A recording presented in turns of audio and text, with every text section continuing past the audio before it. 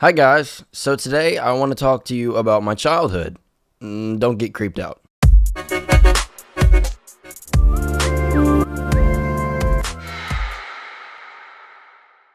So, I don't know about you, but I grew up watching a whole lot of animated movies. I watched everything from The Brave Little Toaster, countless Disney Vault classics, and even all the way up to Gumby's little dumbass. Some might say it was because my parents didn't want to have to deal with me, so they stuck me in front of a screen and pressed play. But I like to think it took a little more thought than that. It certainly had some sort of effect on me. I mean, I'm a culinary college graduate making videos about it on the internet. That must count for something. Hell, it probably even inspired my love for video games and media in general. But video games are not exactly what I want to discuss today. Don Bluth, the Texas-born and Mormon-raised animation prodigy, probably helped to breathe life into a piece of your childhood at one point or another. The man's film and even video game credits supersede his name. But all those incredible titles are not why we are here today. I'm focused on my personal childhood favorite right now, Don Bluth's The Secret of Nimh. The Secret of Nimh is a film adaptation of the 1971 children's book by Robert C. O'Brien, titled Miss Frisbee and the Rats of Nimh. But in the movies, they had to change her name to Brisby because they didn't want to get sued by the Frisbee companies. That's not a joke, look it up. I have personally never read O'Brien's original story, but I like to think they're similar enough. Our movie opens up with an unknown voice informing us that today is the day his dear friend Jonathan Brisby was killed while helping with something known as the Plan. He goes on to say that the world has been changing since they left a place known as Nimh, and that he is uncertain on how to help Jonathan's widow, then magically signs his name, Nicodemus. Alright, that is how you open a movie.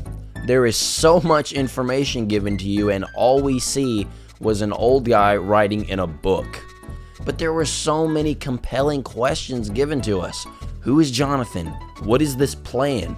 What does Nimh mean? Why did Nicodemus say it's not safe anymore? And it has intriguingly asked all of these questions with no action or flashy set pieces. In these first opening minutes, the world isn't so much painted out before us as it's a canvas with the first layer, and the art is poised to be painted before our eyes as an audience. Truly brilliant. We are then taken to a simple farmhouse, where a small female rat meets up with the reluctant Mr. Ages. Just a side note, the guy's house is in a broken down tilling machine. Guy's got some balls. The woman is then revealed to be the widow of Jonathan Brisby. I'm not sure if we're ever given a first name, so she's just known as Mrs. Brisby for the rest of the film. She pleads and begs with Mr. Ages to help her son Timothy, who is sick with a fever, chills, and soaking from perspiration. Although his house is literally actually exploding from inside, he decides to make her some medicine for Timothy, now diagnosed with pneumonia. Mr. Ages implores her not to move him for 3 weeks or else he could die. This troubles Mrs. Brisby. Apparently something called moving day is upon them. I have noticed that there are quite a few mentions to God and religion in general in this movie, such as characters saying, "Oh God," or "Dear God," when distressed. Your son has pneumonia. Pneumonia? It's not uncommon, but you can die from it. Oh, please, dear God, no. Oh, bless you, sir. And rest yourself, you'll need it. It's odd to say, but I think it makes the characters and their situations feel more organic and grounded in reality. Although it's an animated film, I know. I like to think it has something to do with the Don man himself being big into church growing up. It's very unique, I must say. Unlike Disney films, when you hear someone go, "Oh shoot, looks like my dad died. Oh well, time to go sing with all my friends." Long live the king.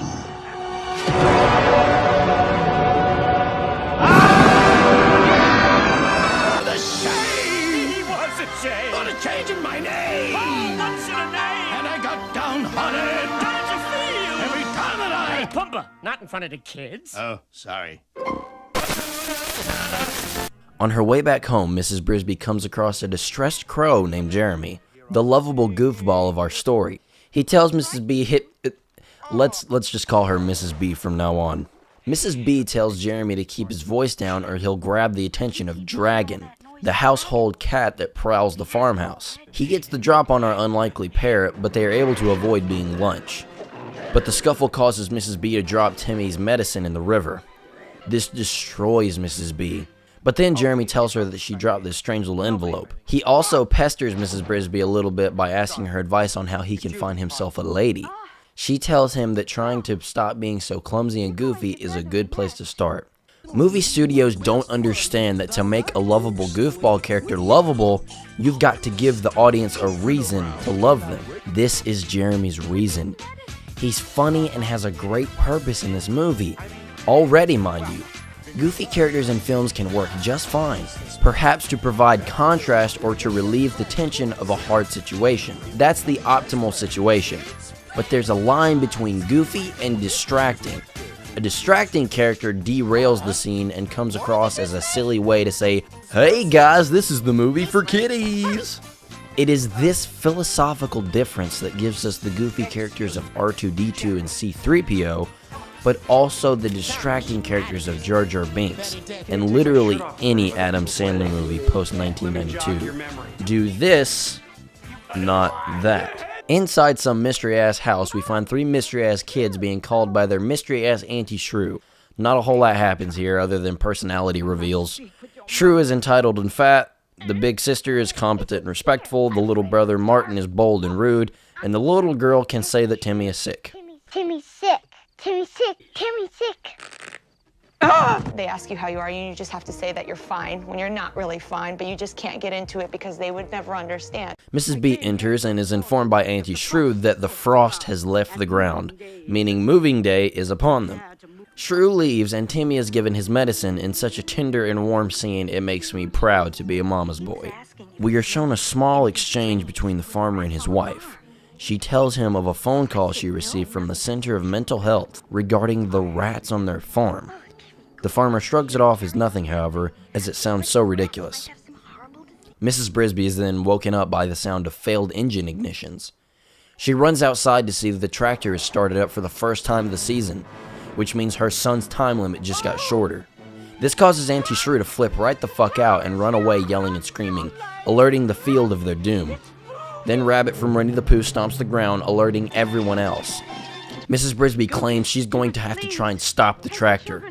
It is with this scene that we learn that Mrs. B is actually a badass. What?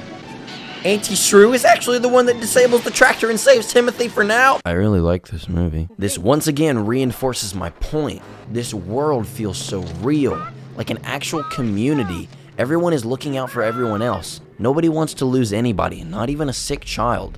Even the old Auntie Shrews of the world care that much. Shrew then implores Brisby to go seek the Great Owl's wisdom. So with the help of Jeremy, she sets off to the skies. They arrive and Jeremy echoes his voice through the entrance and nothing is heard. They then hesitate, continuing just before hearing the booming voice telling them to enter. She is greeted by the most terrifyingly ancient owl. She asks his advice and he tells her to move. Obviously, dumb owl must be too busy counting the licks it takes to get to the center of a Tootsie Roll Pop than help a concerned mother. But just as he's walking away, he discovers her name, Mrs. Jonathan Brisby. After learning this, the Great Owl instructs Mrs. B to seek out the rats hidden within the rosebush and ask for none other than Nicodemus. The next day, Jeremy decides to play a little Assassin's Creed before meeting Mrs. Brisby at the rosebush. He's annoying, so Mrs. B asks him to go watch the kids for her so he'll, go away. She walks inside to find a utopia-esque settlement. She also finds a rat with a very advanced weapon that tries to kill her. She narrowly escapes her death and runs into none other than Mr. H's, who begrudgingly agrees to take her to see Nicodemus. On their walk, they meet Justin, the head of the rat guard, and there is absolutely 100% sexual attraction happening between these animated anthropomorphic rats. How beautiful. Ma'am? The lights. They're quite lovely. Yes, they are. We've had electricity for 4 years now. Justin explains that a meeting is currently in action, and someone named Jenner is speaking out towards Nicodemus. We stay here, humans are bound to discover us. They'd destroy us on the spot. I agree. He's right. We'll be killed. Not if we got them first. He means war. That's why it's called war. Now entering a courtroom of sorts to see a dark rat discouraging something known as the plan. And it is revealed that the plan is to move the entire settlement to a place known as Thorn Valley, away from the humans. Jenner, however, says that the rat should stay and fight the humans to take what is rightfully theirs. After being introduced as Jonathan's wife, Mrs. Brisby is told by Jenner that he would love to help in any way he can. This was only after whispering to his friend that accidents can happen at any time, with a menacing look. Meanwhile, Jeremy gets tied up by Auntie Shrew and then immediately untied by the kids as soon as she leaves. He spills the beans about where their mom is immediately. They chalk him up to being insane and then tie him right back up. I mean, smart kids, really. Brisby finally works up the courage to confront Nicodemus. She finally asks the question I have been wondering this entire movie. Why is Jonathan Brisby so damn important? There is a book there. Read the words. I can read a little. Stupid. It is told that Jonathan is the one who led the rats of Nimh away from their torturous imprisonment. Mrs. Brisby also reads that he was killed while trying to drug the farm cat, Dragon. Nicodemus then tells the story of Nimh.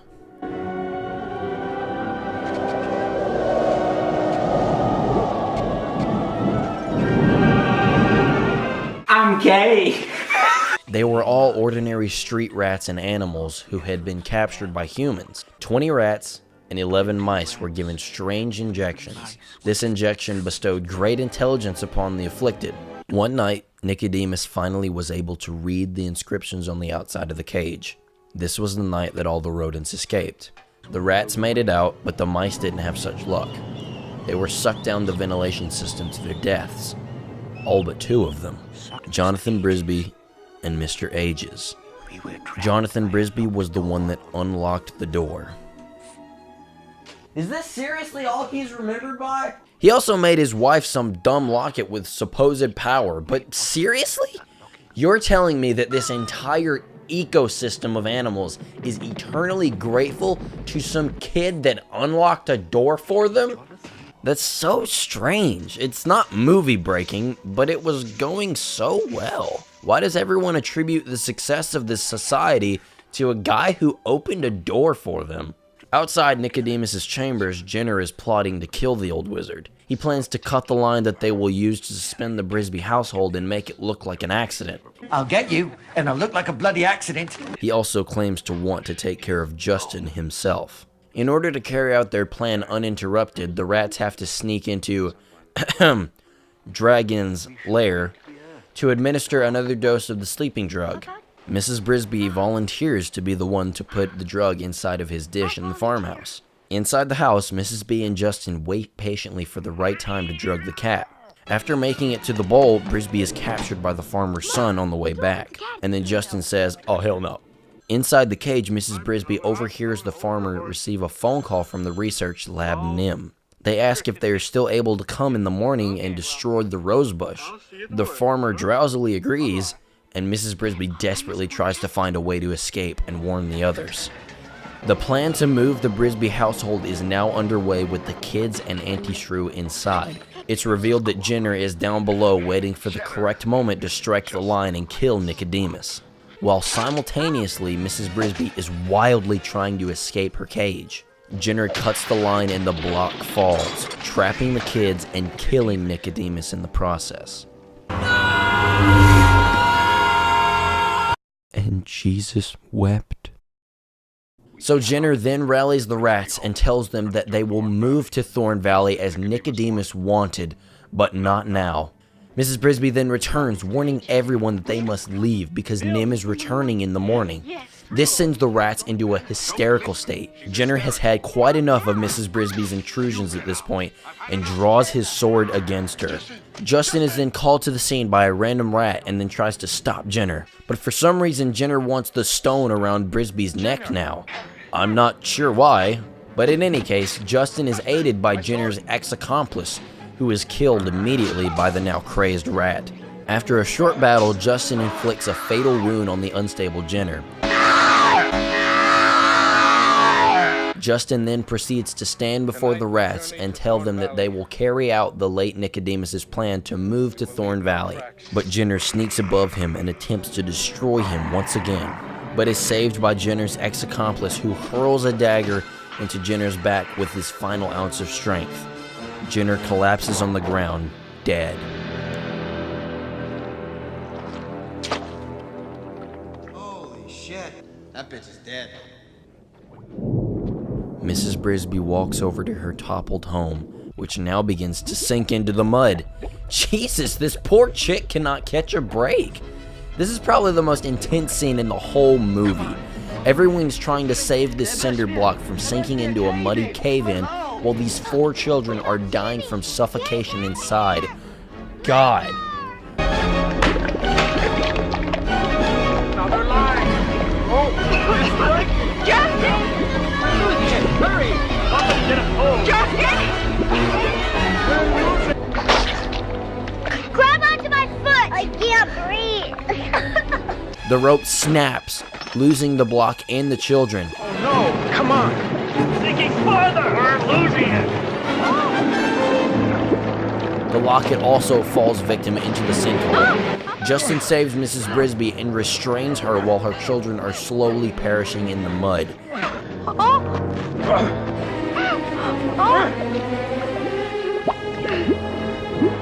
Good God. Just when all hope is lost, the amulet shoots from the mud and imbues Mrs. Brisby with some sort of power. She then goes Super Saiyan and somehow lifts her house from the mud. Somehow.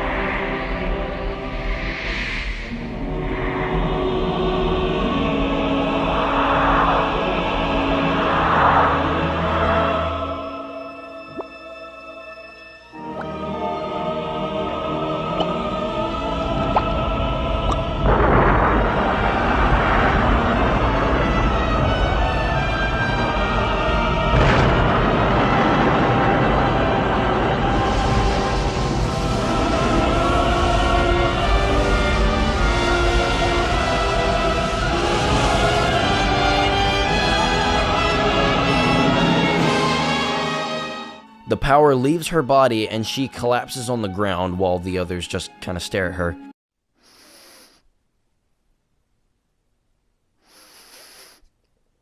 Yeah, I don't quite remember this coming so out of left field, but it's alright, I guess. We were told that it contained great power. They probably could have just inscribed a get out of jail free card on the back of the amulet.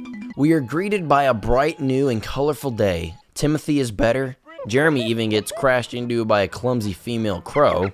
We are also told that the other rats have already made their move onto Thorn Valley, led by Justin, who was given the amulet by Mrs. Brisby. The children ask when they'll get to go and see all the other rats, and Mrs. B tells them that they'll have to wait until another day. Well, I don't really remember the movie ending quite so abruptly. Could you imagine if other movies ended so abruptly? I wonder what would happen. Stout! You stout, bitch, you stout! Ah! I feel like the whole amulet thing was kind of a way for them to write themselves out of a hole, if you will. But all in all, I still love this movie. The animation quality is incredible, even by today's standards. Not to mention the amazing voice cast really brings the movie to life.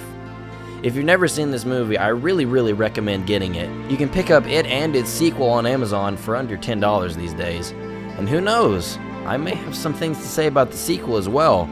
But until then, I appreciate you for watching. And if you enjoyed this movie as a kid, let me know in the comments. I'd really love to hear about your childhood memories with this movie, as I had with mine. Have a great day, and thanks for stopping by.